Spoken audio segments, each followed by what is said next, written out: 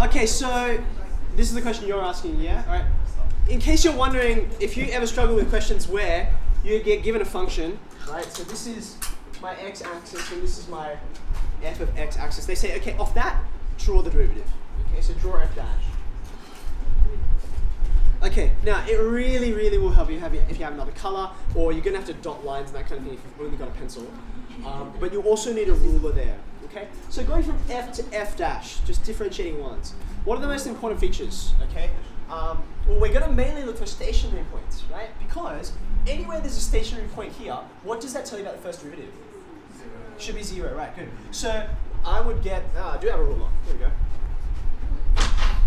I'll get my ruler out, okay, and sometimes they'll actually give you an extra sheet of paper on the end of the exam, and you'll have this on it, another thing they'll say detach, including your answers, right? But they're quite far apart, so that's what the ruler is for, yeah?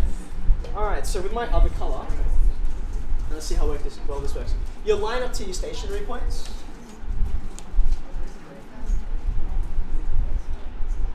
Okay, and you draw it down. So now you know your first derivative is going to land there. Okay, and you repeat the process for the other stationary point.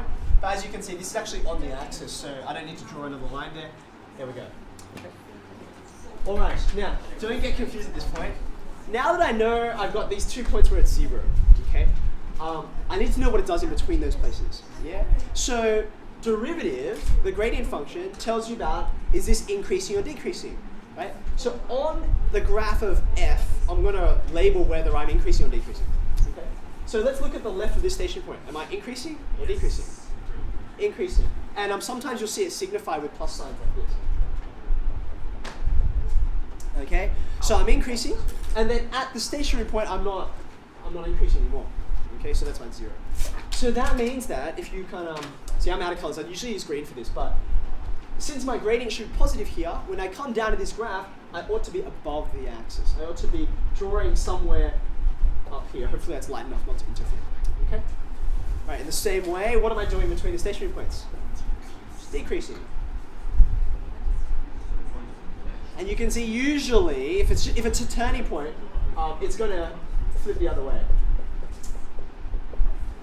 Okay? So I'm going from positive to negative, back up to positive again, and now I just have to sketch something that's going to go through those regions and satisfy that. Now, I should be careful as well. There's one more feature that I've missed off the graph of f that I haven't taken notice of. Yes? That's right. So, seeing as there's a point of inflection here, what's that going to mean for f dash? That should be a stationary point down here. Okay? Just got to be careful with your language, because you're like, stationary point here doesn't mean stationary point here. Right? So just watch out when you're talking about it. So this, again, I'm going to get my ruler out. Typically what you get, what I've drawn is a cubic. Right? So you're generally lucky with those. The point of inflection will be symmetrical. There's going to be symmetry between the two turning points. So draw that down. It ought to be halfway. Okay. So I'm going to get my stationary point for the first derivative there. Okay. And that's it. Now we just draw a line that'll fit like so.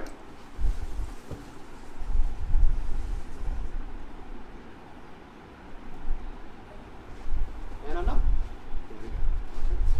Where it starts to get trickier is if you ever get asymptotes involved, that kind of thing. If you've got a vertical or a horizontal asymptote, a horizontal or oblique asymptote up here. Okay, let's just suppose.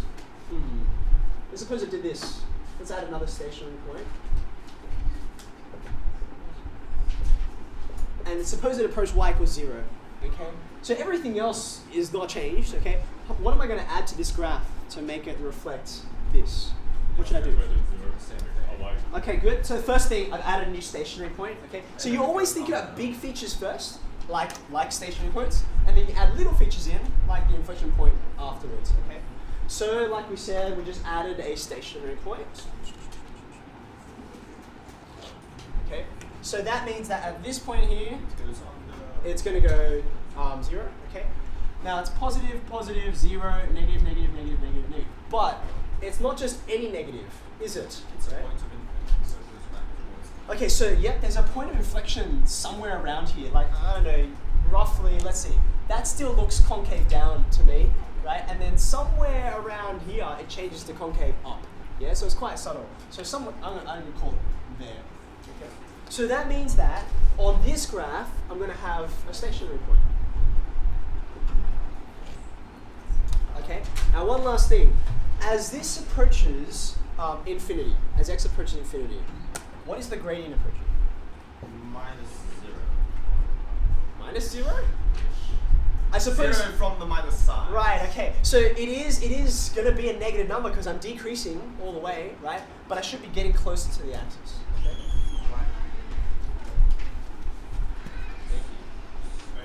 So did you catch that? My gradient's approaching 0. Yes. Is that okay? So what's going to happen here? All right. I've missed the point of inflection, haven't I? Yeah, because you're thinking, how's this going to come back down? So, I don't know. Let's just put it there, but you get the idea. Okay. So what's going to happen? Instead of that kind of shape, it's going to come up, but then it's going to slow down. Here we go. So that's the point at which it's steepest. Okay. So that's why that's the point at which the gradient is highest. Yeah. Okay, I've got to come all the way back down here. There we go. There's my stationary point. I'm going to turn around again, another point of inflection. Now what happens? I've got to approach 0. Oh, this is really wonky. Sorry. It's because my axis is bad.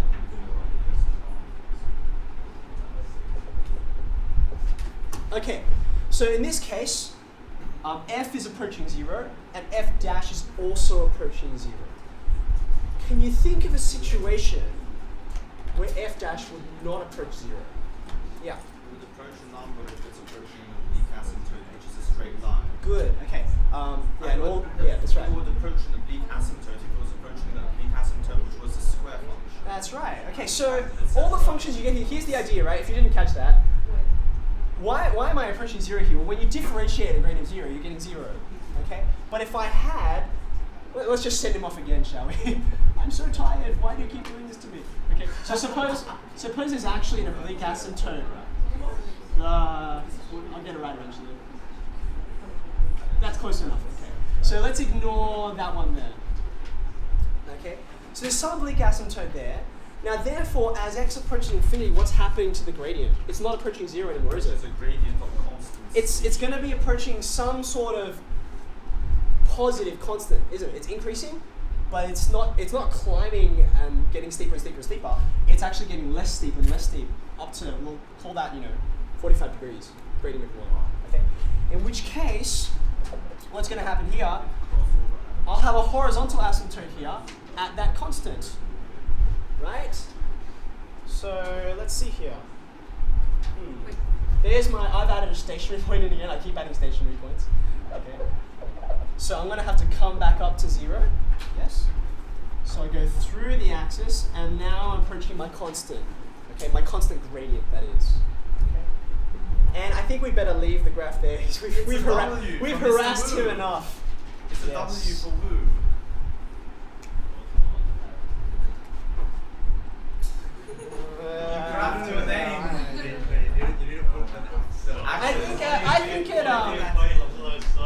I think it looks more like an ABC sign. No. There you go. Okay. Actually, ABC doesn't make that sound anymore, do they? I'm showing my age. I don't know what sound ABC makes anymore. What's their sound? Do you know where that comes from?